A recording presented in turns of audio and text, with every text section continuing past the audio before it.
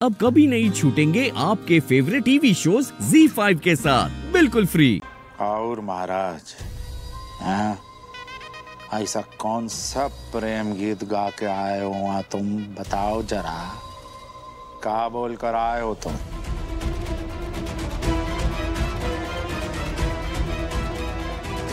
बताइए मुझे कि त्रिशा को पैसे क्यों दिए आपने और जागृति को मेरे साथ मंडप में क्यों बिठाया? और इतना जरूरी क्यों हो गया था आपके लिए जागृति को हवेली की बहू बनाना? मैं जागृति की शादी तुम्हारे साथ क्यों कराऊंगा? वो प्यार करती है आकाश से, शादी करा दूं तुमसे और अपनी ही बेटी की जिंदगी बर्बाद कर दूं। तो फिर त्रिशा ने क्यों बोला कि आपने उसे पैसे दिए? अरे कौन त्रिशा है यार, मैं जानता ही नहीं हूँ त्रिशा को। और जहाँ तक मेरी प्रिंसेस की बात है ना सूरज, मैं खुद फिक्र कर रहा हूँ उसके बारे में। डैड, मैं तो बस उनके घर गया और का यहाँ आओ जरा।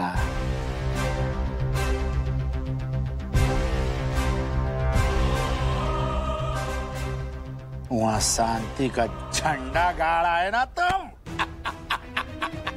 अरे गजब बेटा, सपा बस। अरे जाओ ना, आदमी पर हम बंदूक ताने थे, उसको ऐसा कौन सा पट्टी पड़ाए हो तुम? वो भैरव भाई स्वयं आ रहा है हमसे होली में गले मिलने के लिए, बताओ। अरे हम तो सौटवा हो गए जब उन्होंने हमको फोनवा करके तुम्हारी तारीफ की। हमने तो बार बार पूछा, अरे हमारे बेटे सूरज का ही कर रहे हो क्या?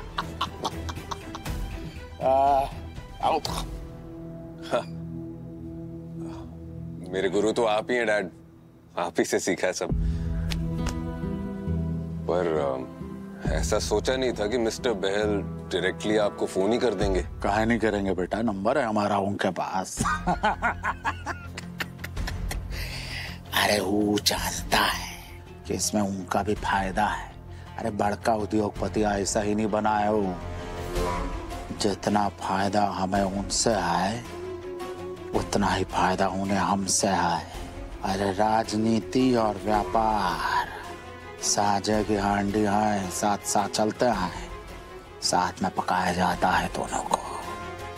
पर बहुत बढ़िया, अरे दिल गार्डन गार्डन कर दिया रे तूने। Thank you dad. और रही बात हमारे मुलाकात की, तो इस होली में तुमसे मिलने आ रहा हूं। इस होलिका में मैं तुम्हारा मान सम्मान, राजनीति, गुरूर सब कुछ जलाकर राख कर दूंगा। और खुद तुम्हें बताऊंगा कि जिस जागृति को तुमने अपनी बहू बनाया है वो कोई और नहीं बल्कि मोक्षगढ़ की चित्ता जागृति है। प्रेस और मीडिया के आगे जागृति को घर से निकालना तो दूर, तुम्हारा मुंह भी नहीं खुलेगा कालीकांत। खून का घूंट पीकर रह जाओगे तुम। और अगर फिर भी तुमने जागृति को घर से निकालने का सोचा भी, तो फिर ये बाप अपनी बेटी को उसके बचपन की सारी सच्चाई बता देगा। फिर कालीकांत वो भी तुम्हारी दुश्मन बन जाएगी। बर्बाद हो जाओगे तुम कालीकांत। और यही होगा भैरव बहल का बदला। सपना, ये सब कुछ तेरी उस दवाई के चलते हुआ है जो तूने मेरे हाथों से आकाश की ड्रिंक में मिलवाई थी। केडी आंटी, सब कुछ उल्टा पड़ गया। उस दवाई के बाद आकाश मेरे साथ रोमांस करने के बजाय जागृति के साथ जबरदस्ती करने चला गया। पूरा प्लान बैकफायर कर गया। अच्छा ठीक है, जो हुआ सो हुआ। ना घर में किसी को इस बात की भनक नहीं लगनी चाहिए कि आकाश ने ये काम तेरी उस दवाई के असर में किया है, समझी?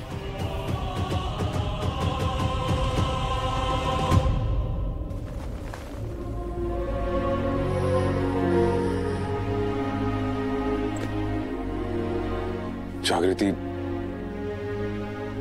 चेंज कर लो। आई नो ऐसे में नींद नहीं आएगी तुम्हें, मुश्किल है, बट प्लीज एटलीस्ट ट्राई।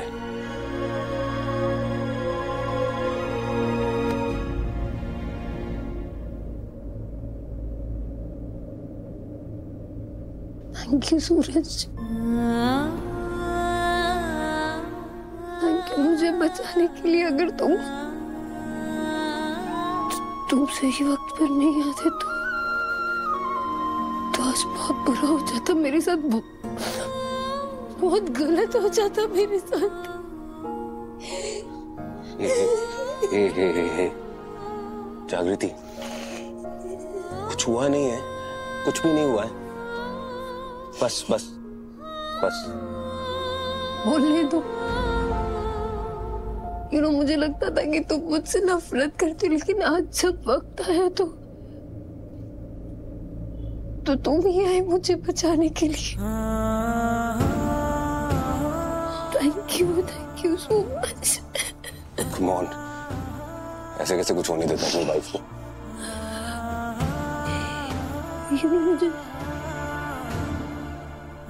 मुझे लगा जैसे वो आकाश है ही नहीं जिससे मैं पागलों की तरह प्यार करती थी।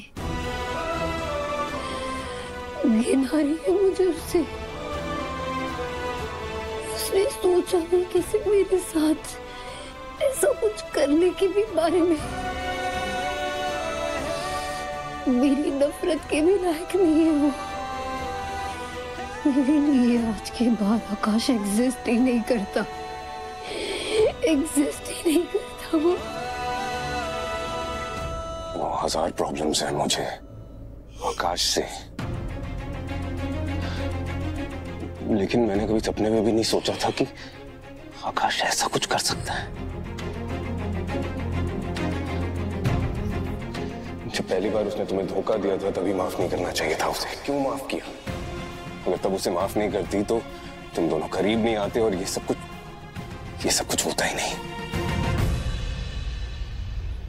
तुम बस्ती वालों का भला करना चाहते थे, इसलिए तुमने मेरे साथ बुरा किया। ये बात समझ सकती हूँ मैं, और इसलिए मैं तुम्हें माफ करती हूँ। बता दो तुम्हें कि क्यों माफ किया था? नहीं, आई विश कि मैं तुम्हें बता सकती कि आकाश को मैंने माफ क्यों किया था, पर सॉरी सूरज, वो नहीं बता सकती तुम्हें। पता नहीं कैसे रिएक्ट करोगे, और चित्ता बस्ती के लोगों को धोखा नहीं दे सकती मैं।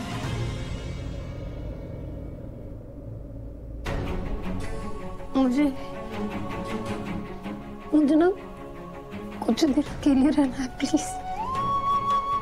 या of course. You please take your time and take care.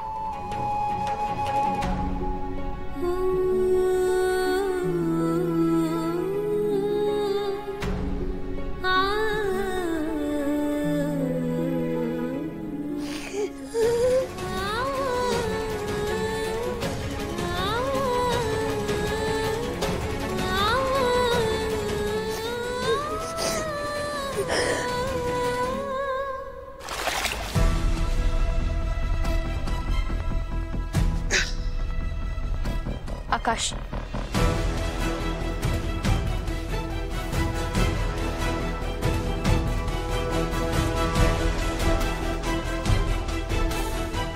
आकाश, सारे घर वाले जो बोल रहे हैं वो सच है क्या?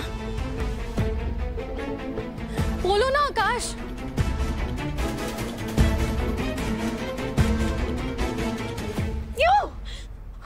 My God! I cannot breathe.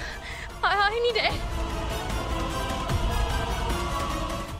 ZEE5 app download करें और देखें सारे एपिसोड्स बिल्कुल फ्री।